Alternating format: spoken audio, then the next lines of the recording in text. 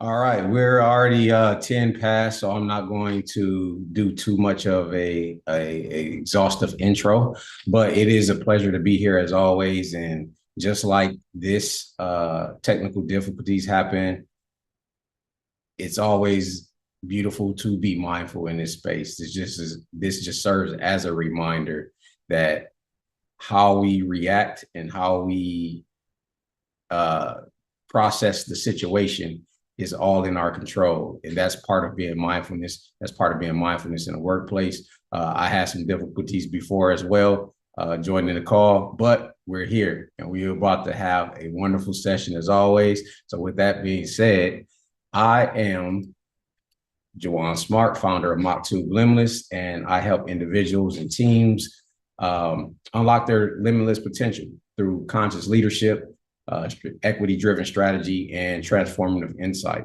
And my mission is to serve, enlighten, and excel, and help others and create a more awakened culture, one step at a time. And I have the honor of doing that with my distinguished colleague, Dr. Marcellus Hall. Oh, there I go. Peace and love, everybody. Happy to be here.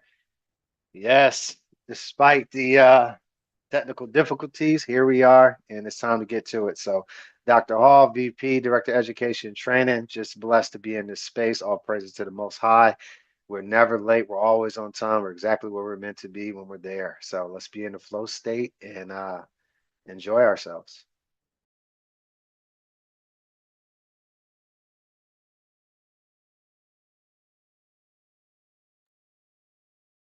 You gonna do our connection, Job? You should still do it. Go ahead.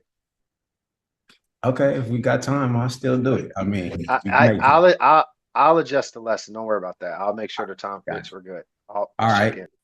in. In light of everything that's going on, let's take a brief moment to arrive fully together.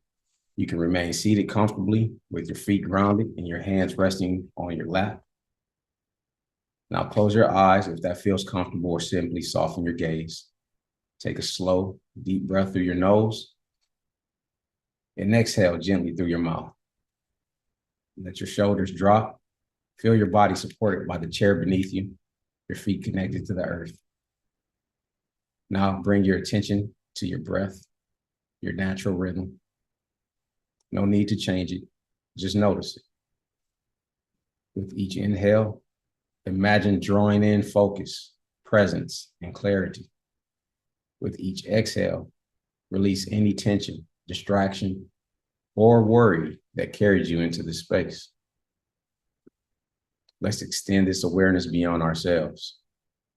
Imagine the light at the center of your chest, steady and warm. With each breath, that light expands, first filling your body, then the area that you're in, and finally, connecting with the collective energy of everyone around you and in this space, on this chat, on this session. Together, we form a field of awareness, calm, open, and unified. Take one more deep breath in gratitude for this shared moment of stillness. And when you're ready, slowly open your eyes or refocus your gaze, bringing that same awareness forward as we begin today's session. Thank you.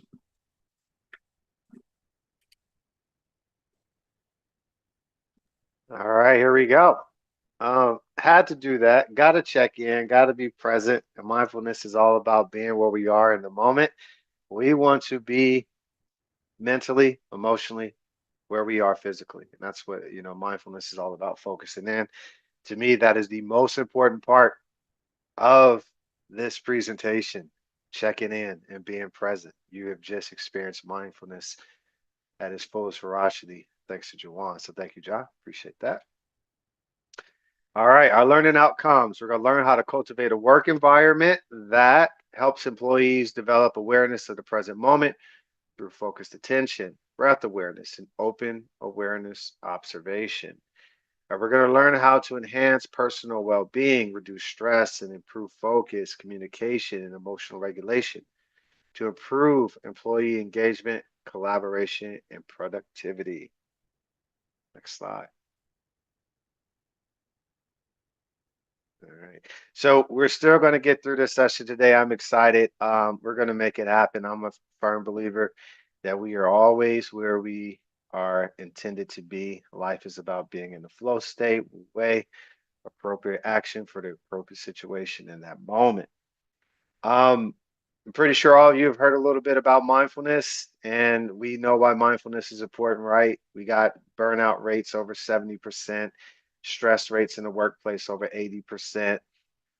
Employee retention is challenging for companies all across the board, pretty much globally, actually.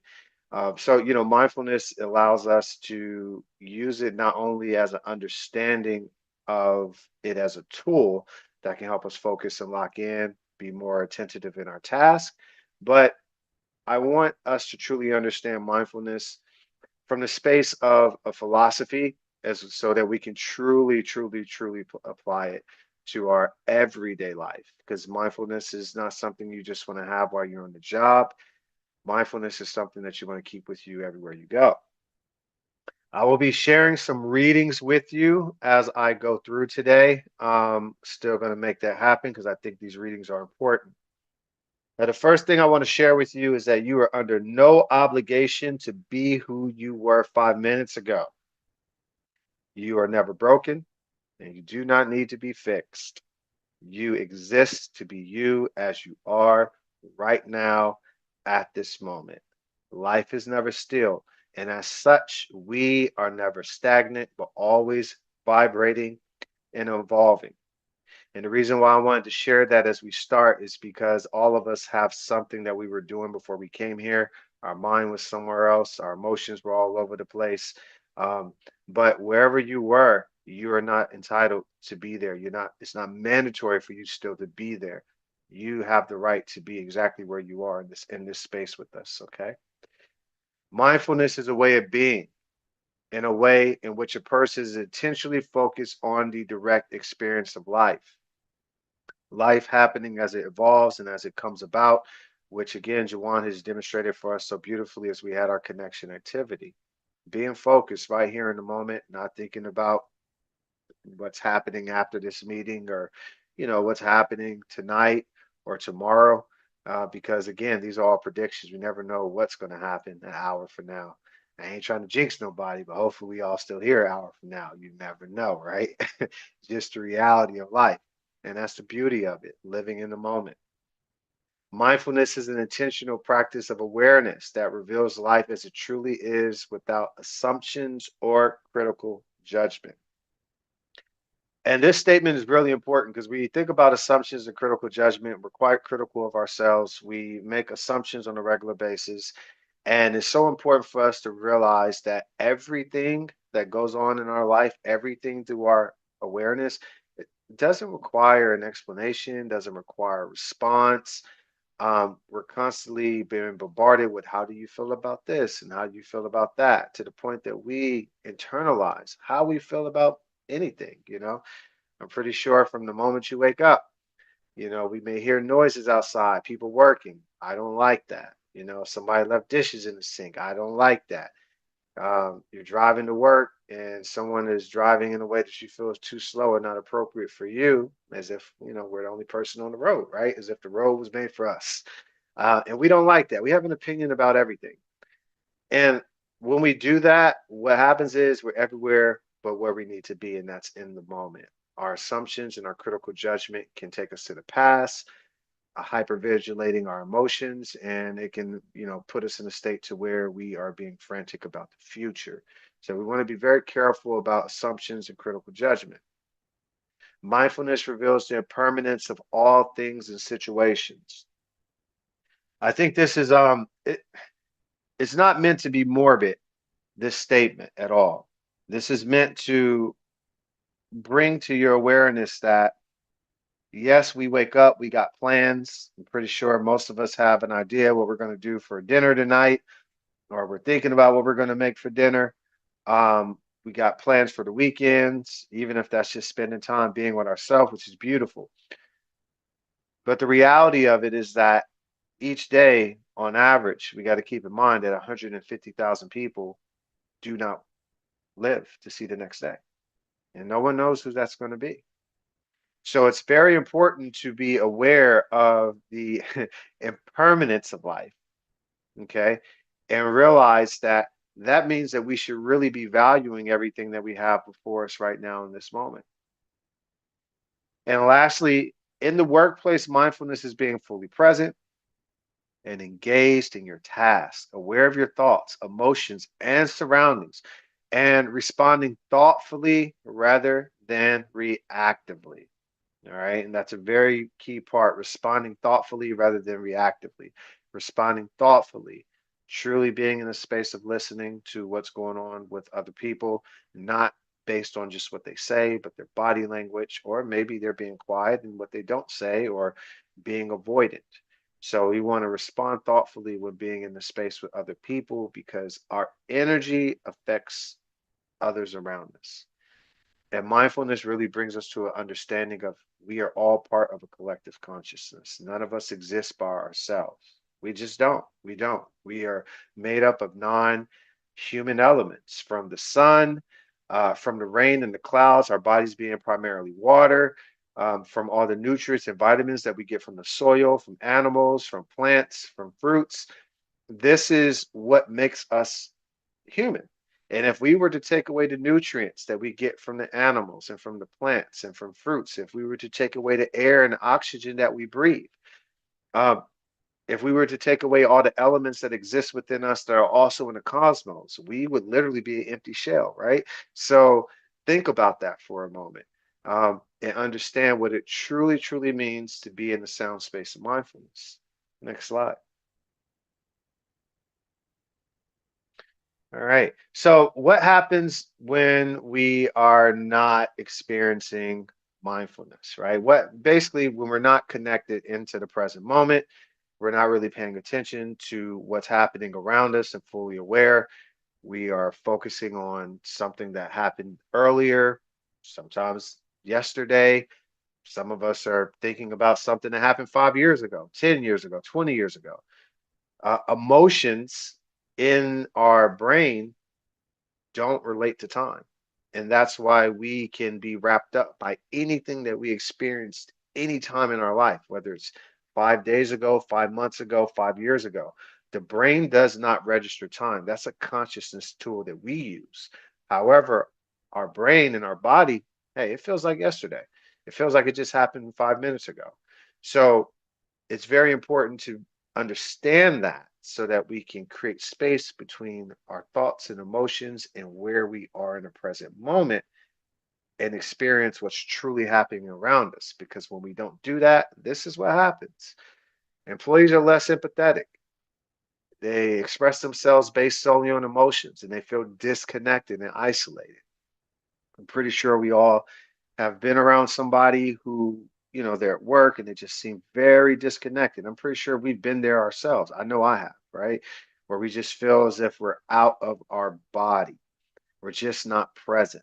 And that is an effect of basically disconnecting because we are too over aroused and trapped in a feedback loop of our emotions. We're basically lost in time. Communication breaks down, and leadership is less likely to model the behavior, character, and values expected of others. As leaders, as supervisors, as managers, as champion change agents, as our brothers and sisters that keep each other in line, you know, we have to be very on point, right, with our energy and with our awareness because when we are disconnected, then we're not being compassionate. We're not paying attention to what's happening around us. We're responding in a way that may seem a little cold, that may seem a little distant, that may seem a little harsh. I'm pretty sure we all experienced that. And the values that people expect us to be demonstrating, sometimes we don't uphold. And sad, but I mean, it's true and it's okay. It's part of being human. It's not about, it's not like we can be mindful, 24/7. Right? I'm not saying that it's not possible, but it's about being aware that when we are disconnected, there is an impact on our environment. So we want to be aware of that and tap into that. Mental fatigue is higher. Memory is not as efficient. Learning, problem solving, collaboration, overall performance, all this is reduced. Um, when we are stressed out, clearly that takes a toll on our body and our mind. Our memory is not as sharp because of the effects that it has on our hippocampus. So a lot of times, if we're too stressed out, the memories that we need to be forming while we're actively learning and doing something doesn't even take place. So it does actually have an impact on our memory formation and our ability to recall memory. Our ability to be creative and to problem solve and to think with an open mind is all diminished when we are experiencing mental fatigue. Higher healthcare costs associated with mental health and physical health related factors. This is something that many people are dealing with in companies across the world because people are having to take work off due to stress, feeling burnt out. Some people are depressed, and it's all understandable when you look at how society a lot of times is set up. We forget that, we're playing a role here, right? We're more than just a colleague. We're more than just the manager, whatever our title is, whatever your job is, you're more than that. Your role as a parent, your role as a sibling. We are more than that at the core of who we are, right? These are roles that we picked up as we evolved throughout life. We weren't born into these spaces. So, with that being said, we have to realize that with always trying to run the race and play the role, some people get overwhelmed. And again, I know I've been there before in my life in the past, and hey, I'm human. It could happen again. Most likely will if I keep living long enough. But when that happens, people have to take time from work, and that costs money. Difficulty retaining employees, leading to high turnover and a loss of institutional knowledge because knowledge is in the people, right? And the power that we possess. So when people go, we lose knowledge, we lose power. It affects the company.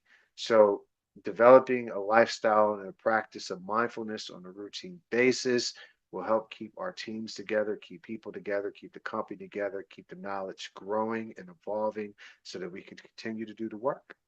Next slide. All right.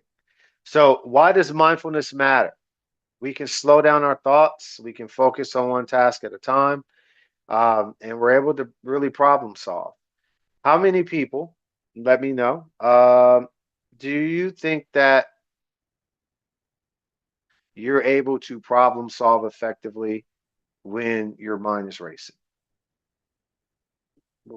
Well, yes or no? Let me know. When your mind is pacing, are you able to really check in, pay attention, be aware of what's going on? All right. No, right? Everyone's saying no, can't, right?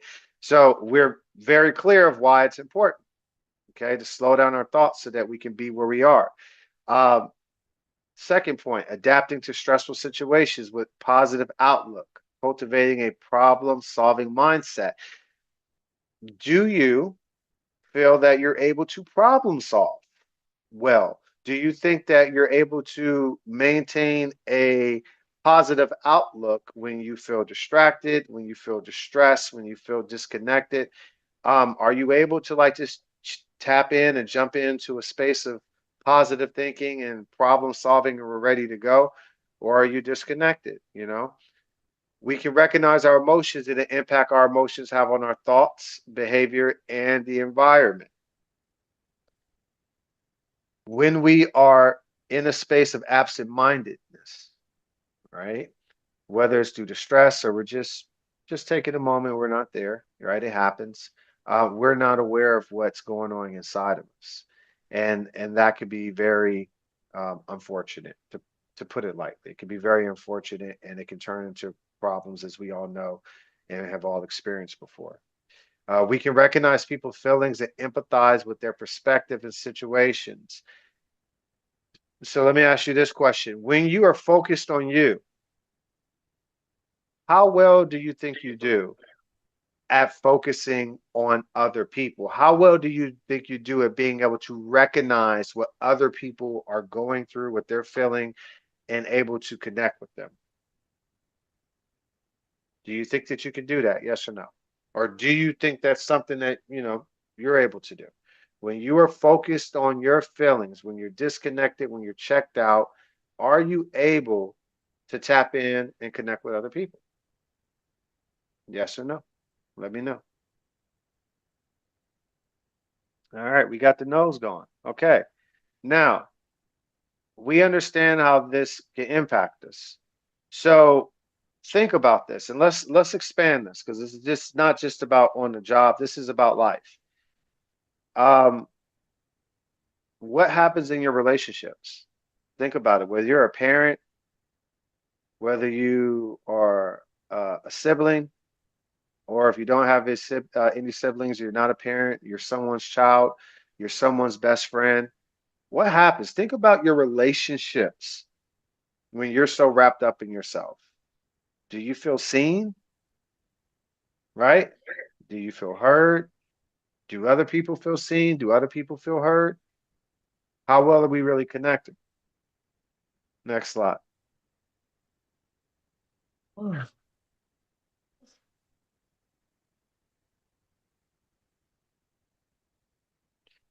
We can make decisions that align with our core values and intentional outcomes as of being held captive by our emotions. Again, we talked about that when we are caught up in our emotions, we're not present, we're not thinking clearly, we're not really plugged into what's going on around us. So we don't always make the best decisions. And that value, that sense of what we represent, right? Who we want to be, how we want to show up doesn't always, get expressed in the best way. Okay. We can communicate with an open heart and open mind, improving active listening and deep listening. This right here is this really touches me because I had a situation. I think it was yesterday. I had a situation. There was this lady that I come across, and I was in the store, and she actually lives in the same housing area that I live in. And I seen her, walking through the aisles. I said hello. She said hello. I, kept it moving. And then she comes back to me and says, "Hey, I need to talk to you for a moment. I feel like I need to explain myself." And I'm like, okay, hey, what's going on? Right. And I know that this woman is dealing with some, personal issues. And sometimes, people in the area kind of keep their distance because of that. But then she started explaining that, she lost her mother, she had lost her mother passed away, she had lost her kids, and then she was saying that her cat, honestly, her cat got ran over and had died. I mean, she was just going through so many different things. And as I sat there listening to her, it really weighed heavy on my heart because a lot of times we can look at people and how they're living their life and the decisions that they're making, and we judge, whether we want to admit it or not. We judge, even if we don't say anything, we judge by even wanting to keep our distance from them. But as I sat there and I listened to her, she talked about losing her mother. I've lost a mother, when I was 26 years old, so I can relate to that. Just sitting there and really opening myself up and being in a space where I wasn't rushing, because a lot of times we rush. We don't really have time to have conversations. Everything has to be quick. Taking the time to sit and be present and listen with an open heart and open mind. Not only does it bring value to that other person's life, but if you allow it, it will also bring awareness and value to your life. Because we're all the same. We're all going through this life, playing different roles, trying to figure it out. So we got to be patient with each other. We can balance the demands of life outside of work and at work with acceptance, understanding, and compassion. Um, on a scale of 1 to 10, one being one being um, easy. So, and we're going to go 10 being very challenging. On a scale of 1 to 10, how well do you think you balance work and life outside of work? How well do you think you balance work and life outside of work? Okay. All right. Can everyone please share a word with me? I want you to share one thing. You could just put it in a simple word, doesn't have to be a sentence, or if you want to make it a sentence, feel free. But what is something that impacts your ability to manage life at work and outside of work? What is something that impacts your ability? You could say stress, you could say, be as specific as you want. We have anxiety, um, you know, family problems, whatever the case may be. Like what keeps us from being able to focus? Wow.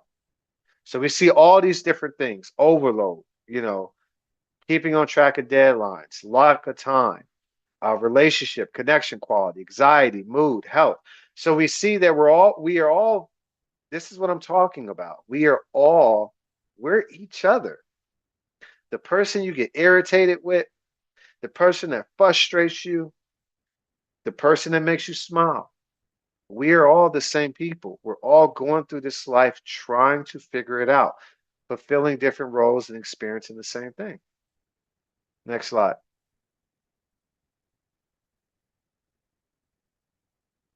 Great.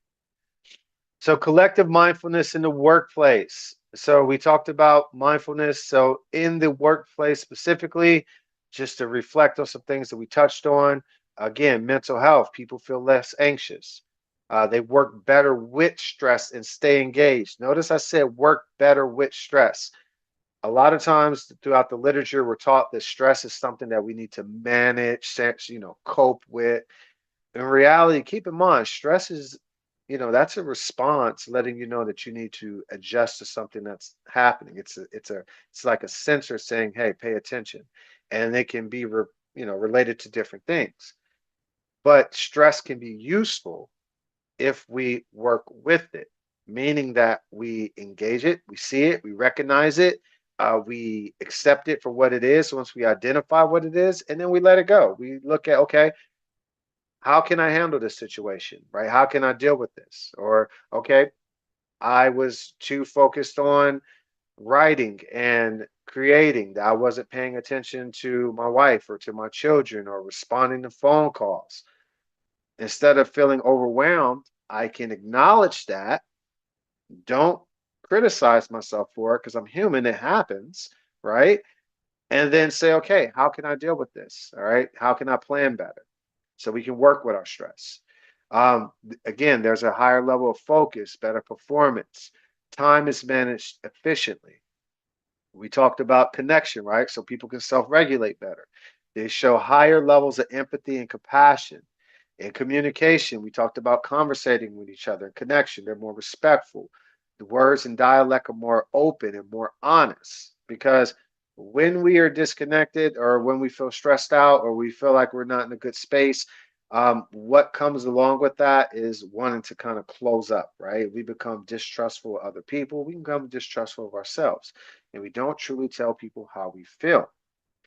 Um, Here's a good question. On a scale of 1 to 10, one being the low end, 10 being the high end. So one saying, not so much, 10 saying, I do, on a regular basis. How honest are you with people? When they talk about, hey, how you're doing today, or you're just expressing your feelings in general, how honest are you with people? And we can keep this within work context or family context, any type of relationship. How honest are you with people? All right. So we got, oh, I love this. Some good numbers. We got 6, 8, 9. I'm a Virgo. I love it. All right. So we have all these different levels. So we can see that, some people are more open than others, right? It's not like dishonesty, but it's more like sometimes we don't want to say what we feel, but then sometimes we have people who say, "Hey, I'm very honest. I say exactly how I feel." Um, no opinion, good or bad, needed. It's just this is how we can be. We talked about leadership. So decisions are made of fairness, transparency, respect, and compassion.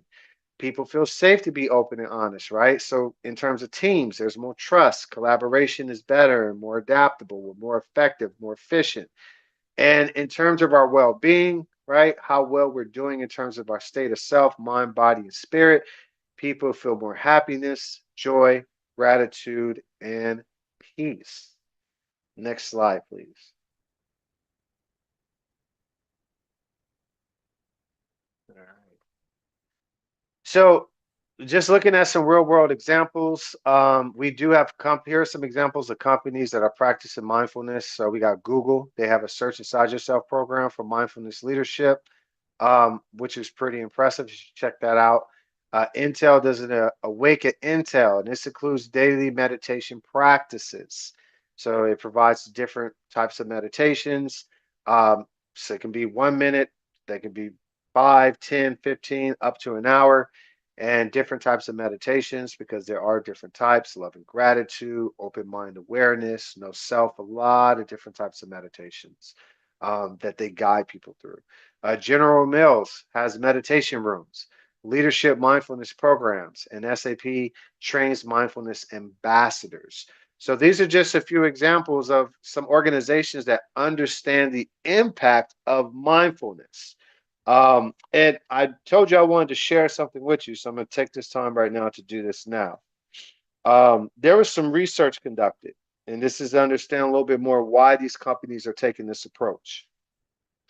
So it says that the University of California had conducted a study, right? They took data and samples from 39 women who had high levels of stress due to the illness of one of their children, and they compared them to samples from women with healthy children, okay? And they found that stress promotes cellular aging by weakening structures known as telomeres. So, if you don't know what telomeres are these strands on the end of our DNA, and as they of our cells, and as they unravel, our cells will start to die. So, stress attacks the cells and actually breaks down the telomeres, which breaks down the cells, which they start to die. And this results in basically everything that we feel ourselves experiencing. So stress, as you noted from this experiment, is not just something that we experience directly, but it can happen from dealing with issues of people around us. In this particular case, it was a experiment of women whose children were sick. In other cases, it's your colleague, it's your friends, right? It's your family members. It could be anyone in our space. And why is that? Because, as I mentioned, we operate on a collective frequency. Whether you want to believe it or not, it's true. Your heart can radiate and feel energy and will change its rhythm within a proximity of up to 40 feet of people. We have co-regulation that happens all the time. How many times have someone walked in the room? Tell me if you experienced this, yes or no. Somebody walks in the room and you just felt off. The vibe shifted. You was like, it just doesn't feel right. Have you ever felt that way? All right, right. That's co-regulation. That's your body doing the talking. Your cells are literally connecting with their cells above your conscious awareness. On the other hand, how many times have we, yes or no, have you walked into a room or someone walked into a room and the energy they brought just made you feel good? Like you enjoyed talking to this person. You was like, I really like being around this person, right? All right, there you go. So again, the energy that we carry affects not only us, but it affects those around us. It affects the people that you work with. It also affects the people that you're there doing the work to help. And so the people that you're working for. Okay. So mindfulness is a beautiful thing. Next slide. Research and development. All right. So some of these things I've talked about, so I'm just going to caveat. I talked about focus and attention, but just being a little bit more specific, our prefrontal cortex, which is responsible for our executive function, inhibition, organizing, personality, that gets affected. when we are dealing with stress. So mindfulness actually strengthens these areas, and that allows us to be more attentive and think better and more clearly. Um, our amygdala, which is our brain's stress center, this works alongside with the cingulate gyrus in our brain. And when this gets flooded with cortisol, right, which is a stress hormone, not a negative thing, okay, because cortisol is very much needed. It's just that our stress response system, our HPA, I'm gonna spare you with the name because it is ludicrous and long. um, when our HPA axis responds to stress, it releases cortisol, and that's just something that happens naturally. So, cortisol is not a negative thing, but when we find ourselves being very sensitive and aroused by what's going on around us or what we're dealing with inside, more cortisol than is necessary gets pumped into the brain and from our adrenals, these two organs that sit on top of our kidneys. And once it crosses the blood brain barrier, it can become toxic. And this is why sleep is so important because at night, during one of our stages of sleep, we go through what we call glymphatic clearance, and our and cerebral spinal fluid actually rinses the toxins out of the brain. So if you're not sleeping well, then you don't get this clearance, and this is why you can wake up feeling groggy and maybe not just not feeling like yourself. As we say, we feel like we woke up on the wrong side of the bed. So if the sleep is disrupted and you're not getting that washout in your brain, excess cortisol, we wake up not feeling great.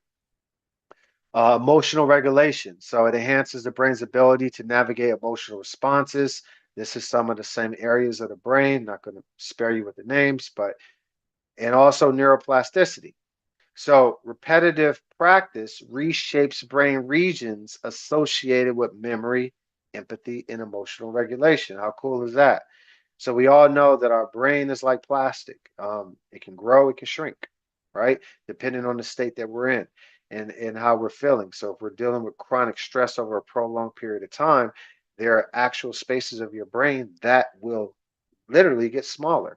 In particular, your parahippocampus gyrus, which is the area responsible for your memory formation, that can shrink. Your amygdala, that can actually shrink in size, and that makes you more easily responsive to stress. All right, next slide. All right, so core components of mindfulness. We talked about present moment awareness, engaging in a direct experience. We talked about non judgment, right? Avoiding the use of labels and making assumptions. Everything does not need a response. It's so important to get that. We don't always have to say, "Oh, that makes me mad," or "That pisses me off," because you know what happens when you say that, you actually induce the stress within yourself. Like you're literally doing it to yourself when you do that. Just let it go. I want you to work on just let it go. Everything doesn't need a response, right? Because what does our response change anyway? We're not in control of much. Only thing we can control is our attention and our energy. So let it go. We can do this by building up acceptance, being without trying to control or change a situation. Yes or no? How many people are guilty? Let's be honest here. How many people feel that they are guilty of trying to control or change a situation when they don't like what's happening? This could be at work, this could be with your partner, this could be with your children, telling your children what sports they will and won't play, what school they will and won't go to, or what they will and won't do as an adult. Or just how many of us do that at work? Well, I don't like that. So I'm gonna talk to this person and see if I can change this. We're constantly trying to control. Here's another question. How well does it work? As much as we are trying to be in control of something, does it work? Do you feel better? Are you in control? Or do you find yourself becoming more frustrated because despite how much you try to force things, it doesn't work and you're not in control? Go figure, right? So let it go. Impermanence, recognizing that nothing is forever and everything is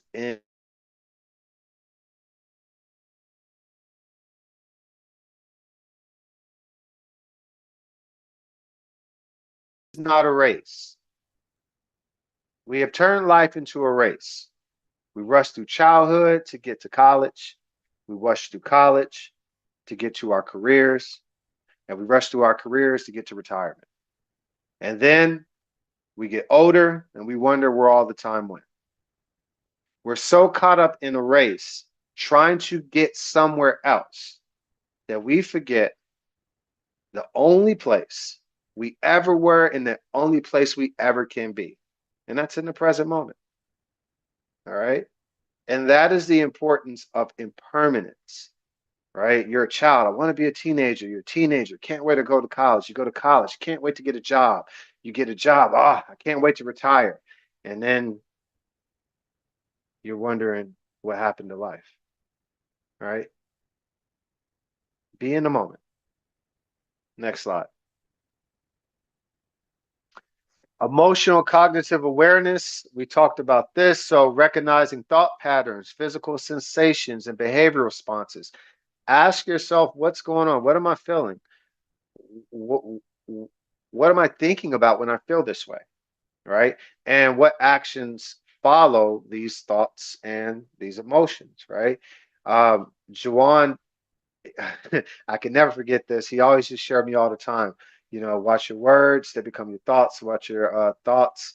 You know, I'm sorry. Watch your thoughts. Right? You have to watch your thoughts because they become your words. Your words become your actions. Your actions become your habits. Your habits become your character, and your character creates your destiny. All right, it's a ripple effect. So we want to be aware of what we're thinking, what we're feeling, take time to check in and see what behaviors are following. All right. Understanding stress, anxiety, emotional triggers. And we want to develop a non reactive response. Okay. Again, everything doesn't require a response. Do not get yourself all worked up. And cultivate empathy and compassion for yourself because when you build compassion and empathy for you, right, being not so self-critical, then you'll notice that you won't be that way with other people. Because if you ever paid attention, a person who constantly talks negative about other people, if you listen to how they speak about their life, it's usually pretty negative too. It's a reflection of how they feel about themselves. Next slide. All right. So, what are some things that we can do? Well, from a well-being space, breathe, eat, drink, move, and rest with intentional mindfulness. Right? Breathe, as Juwan showed us at the beginning of this lesson, with your mind aware of your in breath. I am alive. My heart is pumping blood all throughout my body, all over my body every 60 seconds. Right? I am alive, right? Be mindful when you eat. What am I putting into my body? What am I drinking? Being intentional with your movement and with your rest. If you need to take time for you, take time for you. Take time to hit the pause button and give yourself a break. In relationships, listen, speak, and behave with respect, empathy, and compassion. We talk about this through active and deep listening, being aware, confirming what someone is saying, and even taking a step further and reaching beneath the layer and asking yourself, I wonder what this person is really saying, because we're quite selective with our words. So, what are they really saying? What are they really feeling? And tap in with that person. And from performance, practice beginner's mind. And all that simply means is that when you go into a situation, even if you've been there before, treat it like it's the first time. You know, don't walk into the situation like, oh, I know what this person's going to say, or I know what's going to happen, because the truth is that you don't. You're making an assumption. All right. And that's not helpful for anybody. Practicing radical acceptance. It is what it is. What's understood don't need to be said. As Juwan and I say, literally every day of our life, it be like that sometimes. All right. And integrity, being true to who you are in that moment. Now, with that being said, remember what I said when I started this lesson. You are under no obligation to be who you were 5 minutes ago. Authenticity is not being the same person. Authenticity, like the style of Wu Wei, is the appropriate action in the moment. You have the right to choose who you are when you are. That's evolution, growth, and change. Next slide. All right. So just some additional practices. Some we talked about: breath awareness, sensory awareness, focused awareness, open awareness, which allowing thoughts just to kind of flow and not clinging to anything. Mindful eating, deep listening. You can do this within yourself. You can practice this with your family. You can practice this at work. You can practice this with people you walk by every day on the street. All right. When someone's telling you about their day, take a moment to sit there and really listen and not just be in such a quick hurry to just brush them off. Okay. Gratitude journal. Take a moment to write down what you're grateful for. And affirmation, speaking positivity into your life. Next slide. All right.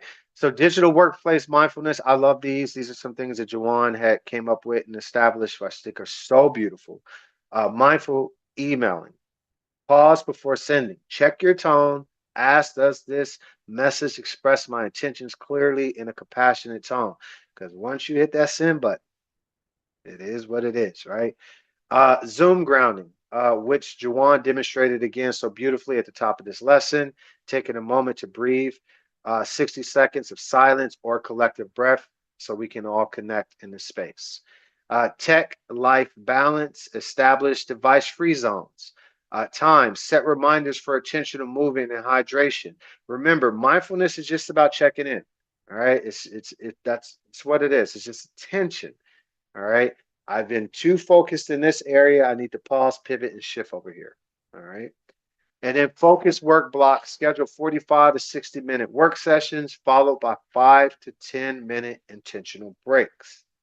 Next slide. All right. Measurement evaluation. You could do pre-post stress surveys, self-reported focus assessments, emotional regulation evaluations with teams. You can use employee engagement surveys, psychological safety assessments, team collaboration evaluations, and for the organization, looking at absentee reduction, retention rates, productivity benchmarks, and healthcare claims. So these are just some things that you can tools you can use to measure to identify how well mindfulness is working, because this is something that you want to keep track of and look at how you can adjust your practices so that you can give your people the support that they need to be at their best so that you can give the people that you serve the support and service that they need. Next slide. All right. So I'm going to jump off here real quick and pass it to Jawan. But as I do, I just want to leave you with this one thing. We forget that we are playing a role. As a child, we jump at the chance of playing a role. We play the cowboy, the princess, the superhero. We play the mermaid. We enjoyed playing these roles, but we never got so overly attached to them because when your mother, father, whoever your caregiver was, called your name, we broke away from these roles and we responded.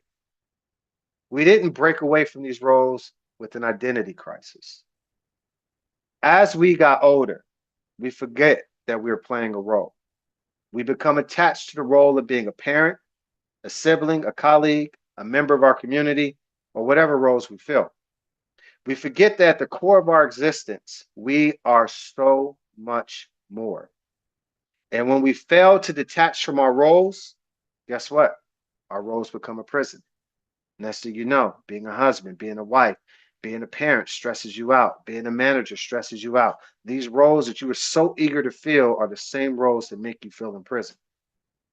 Because we become captive of our identities because we forgot that we are playing a role. So no matter what role you play, please take time to be with you. Thank you. Jawan? Thank you for that beautiful session, that beautiful closing. Um, I know it's time to wrap up, so I won't keep everyone long, but this session served as a gentle and sudden reminder of how important mindfulness is. I've personally had to make sure I incorporate what I teach and preach in my life over the last week or so. Various things have transpired from, again, over the course of the week to today, where I had to sit back and reflect and say, I have to be in the present moment and I have to acknowledge how I feel at this time, process it, move forward. And it made me embrace the situation with a I get to mentality as opposed to I have to, or sulking and thinking that this is too much. This is distress. So I literally changed distress into eustress because of how I approach the situation and how my mind altered the reality, because we make our own reality. We are the masters of our own universe. So with that, all that being said, in the workplace, at home, in society, remember that it is our intention to serve and to see each other, to serve, to enlighten, and to excel. How are we leading with humility and compassion? Are we remembering that every policy impacts the decisions that exist for ourselves and to exist to uplift others? Are we enlightening to bring awareness to ourselves and those around us, fostering that understanding before action? And are we excelling? Meaning, are we striving not for perfection, but for alignment, alignment for purpose, performance, and our presence? With that being said, thank you for being here. Thank you for being mindful. Thank you for intentionally listening and receiving all the messages that you've received today. Have a blessed day, Hick Puff community, and I look forward to seeing you on the next go around. Dana or Aaron?